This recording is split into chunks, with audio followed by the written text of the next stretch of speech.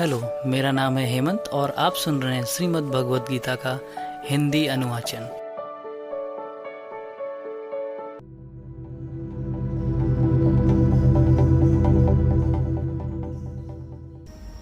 अथ चतुर्थोऽध्याय।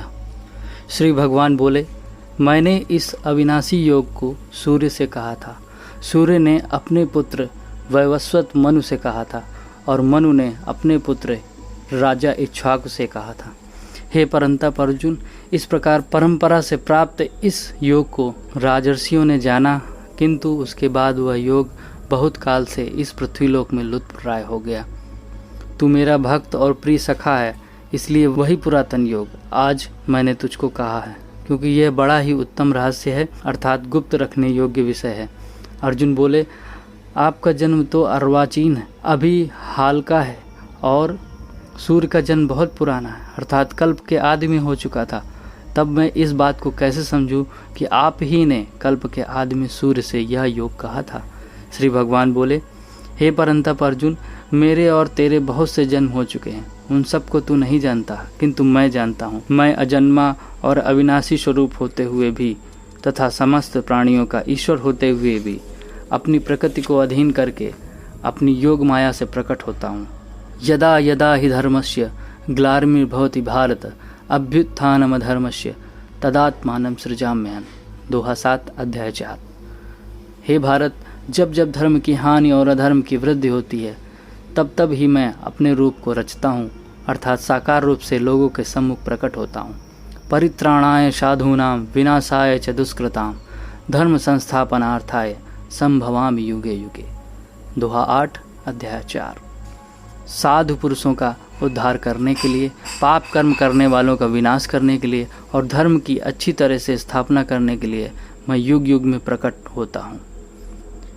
हे अर्जुन, मेरे जन्म और कर्म दिव्य अर्थात निर्मल और अलौकिक हैं। इस प्रकार जो मनुष्य तत्व से जान लेता है, वह शरीर को त्याग कर फिर जन्म को प्राप्त नहीं होता, किंतु मुझे ही प्राप्त होता है। पहले भी जिनके राग, भय, क्रोध सर्वथा नष्ट हो गए थे और जो मुझ में अनन्य प्रेम पूर्वक स्थित रहते थे, ऐसे मेरे आश्रित रहने वाले बहुत से भक्त उपरयुक्त ज्ञान को तब से पवित्र होकर मेरे स्वरूप को प्राप्त हो चुके हैं। हे अर्जुन, जो भक्त मुझे जिस प्रकार से भजते हैं, मैं उनको उसी प्रकार भजता हूँ, क्योंकि सभी मनुष्य सब प्रकार से ही मेरे ही मार्ग का अनुसरण करते हैं। ये यथा माम प्रपद्यन्ते तास तथैव भजाम्यहम् मम वर्तमान वर्तन्ते मनुष्या पार्थ सर्वशः। दोहा 11 अध्याय 4। इस मनुष्य लोक में कर्मों के फल को चाहने वाले लोग देवताओं का पूजन किया करते हैं, क्योंकि उनको कर्मों से उत्पन्न होने वाली सिद्ध शीघ्र मिल जाती है। ब्राह्मण, क्षत्रिय, वैश्य और शूद्र, इन 4 वर्णों का समूह गुण और कर्मों के विभाग पूर्वक मेरे द्वारा रचा गया है। इस प्रकार उस सृष्टि रचनादि कर्म का कर्ता होने पर भी मुझे अविनाशी परमेश्वर को तू वास्तव में अकर्ता ही जान। कर्मों के फल में ही मेरी स्पृहा नहीं है, इसलिए मुझे कर्म लिप्त नहीं करते। इस प्रकार जो मुझे तत्व से जान लेता है, वह भी कर्मों से नहीं बंधता। पूर्व काल में मुमुक्षुओं ने इस प्रकार जानकर ही कर्म किए हैं, इसलिए तू भी पूर्वजों द्वारा सदा से किए जाने वाले कर्मों को ही कर। कर्म क्या है और कर्म क्या है, इस प्रकार का निर्णय करने में बुद्धिमान पुरुष भी मोहित हो जाते हैं। इसलिए वह कर्म तत्व मैं तुझे भली भांति समझा कर कहूँगा, जिससे जानकर तू अशुभ से अर्थात कर्म बंधन से मुक्त हो जाएगा। कर्म का स्वरूप भी जानना चाहिए और अकर्म का स्वरूप भी जानना चाहिए तथा विकर्म का स्वरूप भी जानना चाहिए, क्योंकि कर्म की गति गहन है। जो मनुष्य कर्म में अकर्म देखता है और जो अकर्म में कर्म देखता है, वह मनुष्यों में बुद्धिमान है, और वह योगी समस्त कर्मों को करने वाला है। जिसके संपूर्ण शास्त्र सम्मत कर्म बिना कामना और संकल्प के होते हैं तथा जिसके समस्त कर्म ज्ञान रूप अग्नि के द्वारा भस्म हो गए हैं, उस महापुरुष को ज्ञानी जन भी पंडित कहते हैं। जो पुरुष समस्त कर्मों में और उनके फल में आसक्ति का सर्वथा त्याग करके संसार के आश्रय से रहित हो गया है और परमात्मा में तृप्त है, वह कर्मों में भली भांति बरतता हुआ भी वास्तव में कुछ नहीं करता। जिसका अंतःकरण और नियंत्रण इंद्रियों के सहित शरीर जीता हुआ है और जिसने समस्त भोगों की सामग्री का परित्याग कर दिया है, ऐसा आशा रहित पुरुष केवल शरीर संबंधी कर्म करता हुआ भी पापों को नहीं प्राप्त होता। जो बिना इच्छा के अपने आप प्राप्त हुए पदार्थ में सदा संतुष्ट रहता है, जिसमें ईर्ष्या का सर्वथा अभाव हो गया है, जो हर्ष शोक आदि द्वंद्वों से सर्वथा अतीत हो गया है, ऐसा सिद्ध और असिद्ध में सम रहने वाला कर्मयोगी कर्म करता हुआ भी उनसे नहीं बंधता है, जिसकी आसक्ति सर्वथा नष्ट हो गई है, जो देहाभिमान और ममता से रहित हो गया है, जिसका चित्त निरंतर परमात्मा के ज्ञान में स्थित रहता है, ऐसा केवल यज्ञ संपादन करने के लिए कर्म करने वाले मनुष्य के संपूर्ण कर्म भली भांति विलीन हो जाते हैं। जिस यज्ञ में अर्पण अथवा ब्रह्मार्पणम ब्रह्म हविर ब्रह्माग्नो ब्रह्मणाहुतम ब्रह्मैव तेन गंतव्यम ब्रह्म कर्म समाधिना, अध्याय 4 दोहा 24। जिस यज्ञ में अर्पण अर्थात श्रुआ आदि भी ब्रह्म हैं और हवन किए जाने वाले योग्य द्रव्य भी ब्रह्म हैं तथा ब्रह्म रूप कर्ता के द्वारा ब्रह्म रूप अग्नि में आहुति देना रूप क्रिया ही ब्रह्म है, उस ब्रह्म कर्म में स्थित रहने वाले योगी द्वारा प्राप्त किए जाने योग्य फल भी ब्रह्म ही है।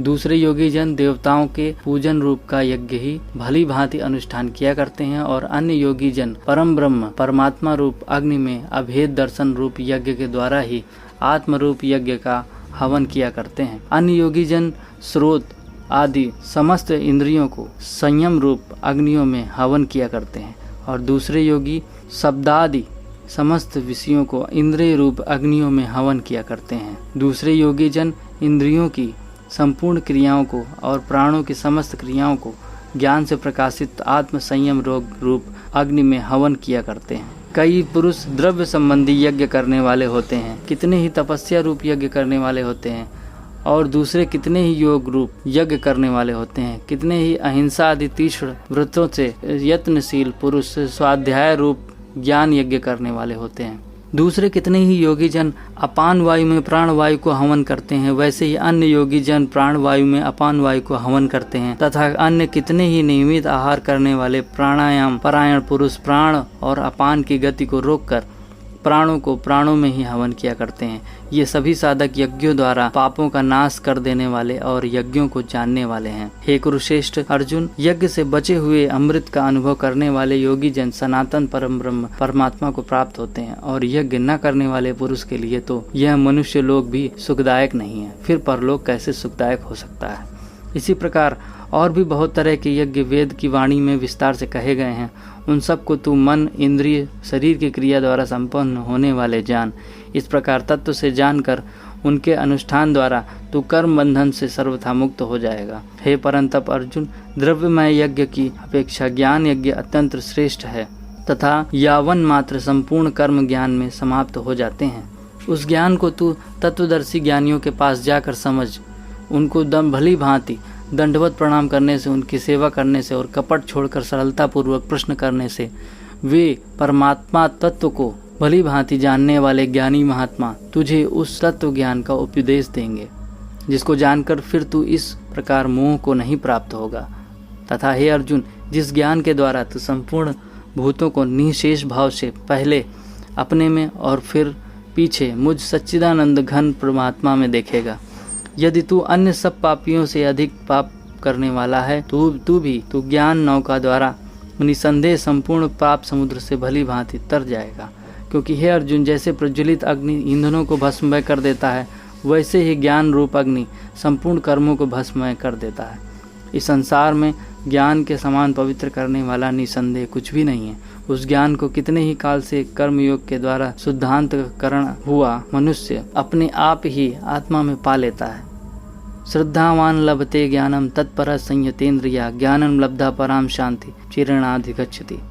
जितेंद्रिय साधन परायण और श्रद्धावान मनुष्य ज्ञान को प्राप्त होता है तथा ज्ञान को प्राप्त करके वह बिना विलंब के तत्काल ही भगवत प्राप्ति रूप परम शांति को प्राप्त हो जाता है। दोहा 39 अध्याय 4। विवेकहीन और श्रद्धा रहित संशय युक्त मनुष्य परमार्थ से अवश्य भ्रष्ट होता है। ऐसे संशय युक्त मनुष्य के लिए ना तो यह लोक है, न परलोक है, न सुख ही है। हे धनंजय, जिसने कर्मयोग की विधि से समस्त कर्मों को परमात्मा में अर्पण कर दिया है और जिसने विवेक द्वारा समस्त संशयों का नाश कर दिया है, ऐसे वश में किए हुए अंतःकरण वाले पुरुष को कर्म नहीं बांधते। इसलिए हे भरतवंशी अर्जुन, तू हृदय में स्थित इस अज्ञान जनित अपने संशय का विवेक ज्ञान रूप तलवार द्वारा छेदन करके समत्व रूप कर्म योग में स्थित हो जा और युद्ध के लिए खड़ा हो जा।